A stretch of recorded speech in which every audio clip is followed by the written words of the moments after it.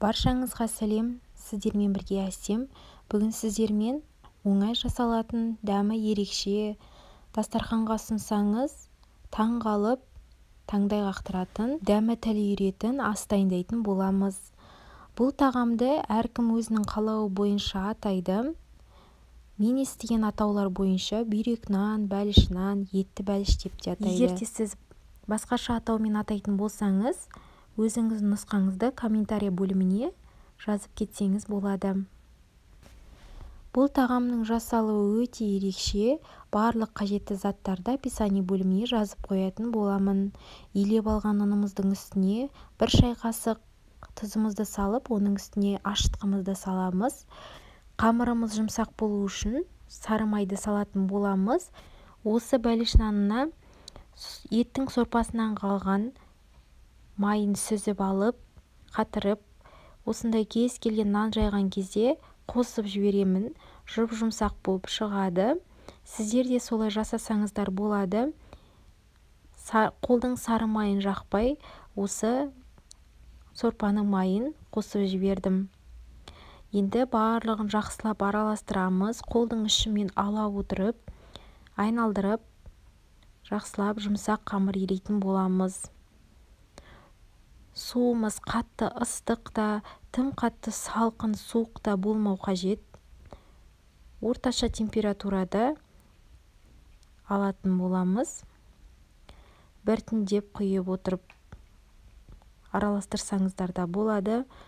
Судың көлемі 250 мг.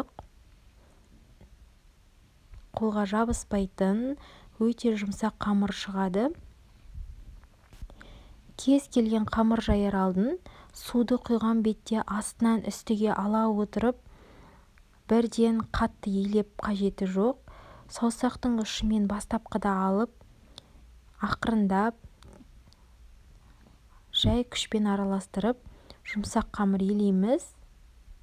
Неке біздің қамырымыздың барлығы бірікті. Сәл кішкене қолға жабысады бастапқыда. Июі қанғаннан кейін қолға жабыспайтын қамыр болып шығады. Осылай барлығын жақсылап бір-біріне біріктіреміз. Міне видеода көргендеріңізде осындай қамыр дайын болады. Осы қамырымызды енді бетін тарелкамен жауып, шамамен 10-15 минутқа тындырып қоямыз. Енді салмасын дайындайтын боламыз. Салмасына етті көбіктап турап, оның үстіне кез келген майды көбіктап турап салатын боламыз. Қолмен туралған майда өте дәмді болып шығады. Мен мясорубкадан өткізіп, яғни ет тартқыштан өткізілген майды салып жібердім. Сіздер қолмен турап салсаңыздар да болады. Майы тым көп та емес, аз да емес, орташа қылып салсаңыздар өте дәмді болып шығады. Келесі осындай картобымызды көбіктап тураймыз. Барлығын жақсылап көбіктап турап аламыз. Салмасын өздеріңіздің қалауларыңыз бойынша салсаңыздар болады. Картобымды турап болғаннан кейін жуаны тағы да көбіктап турап алдым. Бір дана жуа турадым.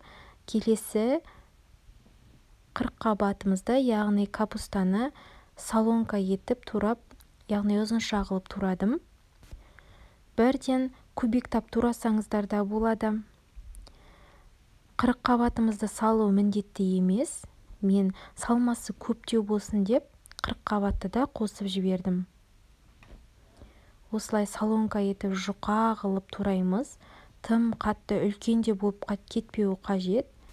Салмамыздың барлығын турап дайындап алғаннан кейін оның үстіне тұз бұрышымызды көз мөлшерімен салатын боламыз. Менде тұздалған ет болғаннан кейін тұзды аз мөлшерде қостым. Сіздерде дәміне қарай көз мөлшерімен салатын болыңыздар. Мінеке біздің қамырымыздың июі қанды. Табағымыздан бірден алып, қолмен жаймен деп басып шығамыз. Жақсылап июін қандырып, үстінен басқандарыңыз дұрыс болады. Дұрыс июі қанған қамыр жақсы көтеріліп, арасында түйіршіктері қалмай, әдемі қамыр болып шығады. Июін қандырып осылай басып шыққаннан кейін мен екі бөлікке бірден бөліп алдым. Бір бөлігі сәл кішіректеу, екінші астына қоятын бөлігін үлкендеу қылып кесіп алдым. Осындай жұмсақ қамыр дайын болды. Қолға жабыспайды. Шамамен тағы да 10 минутқа қойып қоямыз тындырып. Астыңғы бөлігін илейтін боламыз. Астыңғы бөлігіне ұнымызды сәл сеуіңкіреп. Менің формам төртбұрышты болғаннан кейін қамырымды төртбұрышты қылып оқтауладым. Сіздер де өздеріңіздің формаларыңыз бойынша дәл солай илейтін боласыздар. Қамырымызды ең алдымен қойғаннан кейін бірден оқтауламай осылай қолдың көмегімен жақсылап үстінен басып шығатын боламыз. Онда тым қатты қосып қажет емес. Кішкене оқтауды алып үстінен басып шығатын боламыз. Оқтаулағанның өзінде де қатты баспай, жаймен қолдың күшін салмай илейтін боламыз. Өзіміздің қажет формамызды шығарып аламыз. Маған төртбұрышты форма қажет. Сол себепті мен төртбұрышты формаға келтіріп жатырмын.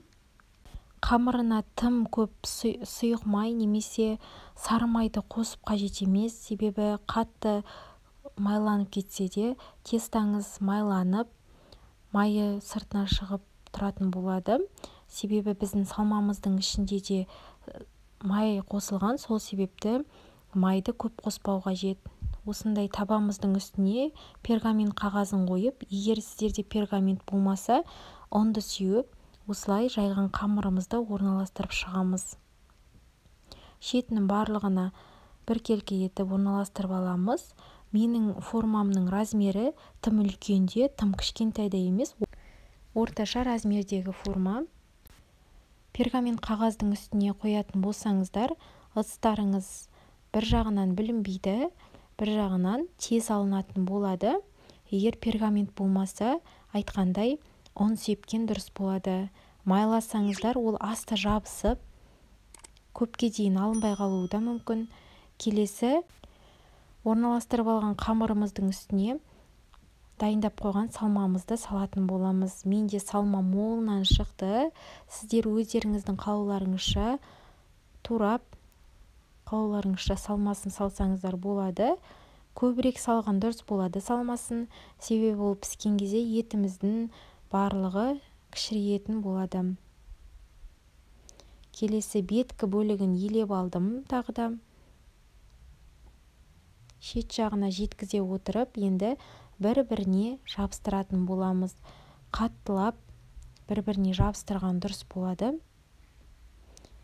Ашылып кетпеуі қажет, себебі пісірген кезде көтеріліп, ол шет жақтары ашылып кетуі мүмкін.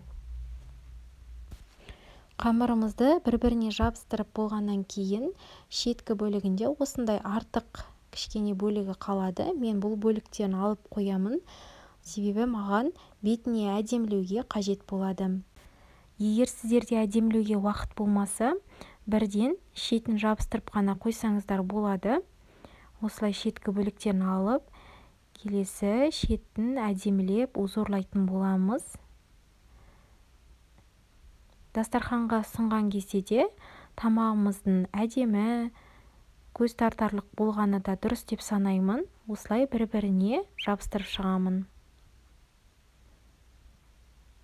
Үстінен астына ала отырып, бір-біріне жабыстырып шығамын.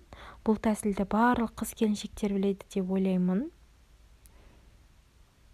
Осылай шет жағын узорлайтын болсаңыздар, сіздерде бәліш нан өте әдемі көрінеді.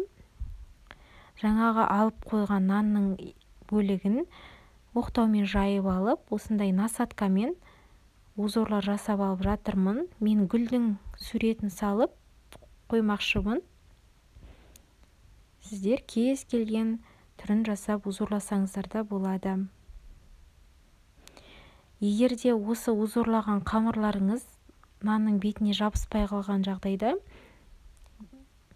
узордың астына жұмыртқаның сәл бөлігін жағып жіберіп үстіне қойсаңыздар бірден жабыса қалады. Егер сіздерде бұндай әсемдеуге уақыттарыңыз болмай қалса, орта жағын кішкене ғана тесіп қойсаңыздар да болады. Оның өзі де біздің бәліш нанымызға әдемілік беретін болады. Мінекей біздің узор дайын болды. Енді шетінің ортасының барлығына жұмыртқаның сарысын жағып шығатын боламыз. Міндетті түрде жұмыртқаның сарысын жаққан дұрыс, себебі піскен кезде біздің бәліш нанымыз әдемі, түрі көз тартарлық болып шығады. Сіздерге де осы жұмыртқаны жағуды кеңес етемін. Жұмыртқаның сарысын жағатын болсаңыздар, сіздердің бәліш нанның беткі жағы күймей, әдемі болып пісіп шығады. Келесі, қалауларыңызша бетіне кунжут сепсеңіздер де, сеппесеңіздер де болады. Мен өзімнің идеяммен, фантазиямды қосып отырып, осылай кунжутты септім. Яғни астыңғы бөлігіне қара кунжутты, үстіңгі бөлігіне ақ кунжутты сеуіп шықтым. Үйіңіздің адам санына байланысты жасаған дұрыс, себебі бәліш нан көп отбасыларға жетпей қалуы да мүмкін. Сондықтан адам санына қарай жасаған дұрыс. Мінекей біздің бәліш нанымыз өте әдемі, ерекшеленіп дайын болды. Енді осы бәліш нанымызды 180 градуста шамамен 50-55 минуттай духовкаға салып пісіріп алатын боламыз. Тым қатты градусқа қоймау қажет, себебі ортасындағы еттері піспей қалуы мүмкін. Сондықтан ұзақтау ұстап, толықтай піскенін қадағалаған дұрыс, себебі ортасындағы ет піспей қалған болса, барлық еңбектеріңіз зая кететін болады. Мен айтқандай 180 градуста 50-55 минут духовкаға ұстаған дұрыс. Енді піскен бәлішіміздің шеткі бөліктерін барлығын осылай кесіп аламыз. Үстіңгі бөлігін бірінші кесіп алып, оның үстіне турап алған салмамызды салып жейтін боласыздар. Менің отбасыма ұнайтын тағамның бірі, менен ылғи да осы тағамды жасауымды сұрап отырады. Сіздер де міндетті түрде жасап көріңіздер. Егер рецепт ұнаған болса, менің каналыма тіркеліп, лайк басып, пікір қалдыруды ұмытпаңыздар. Бәліш нанға қажетті заттардың барлығын описание бөліміне жазып қойдым.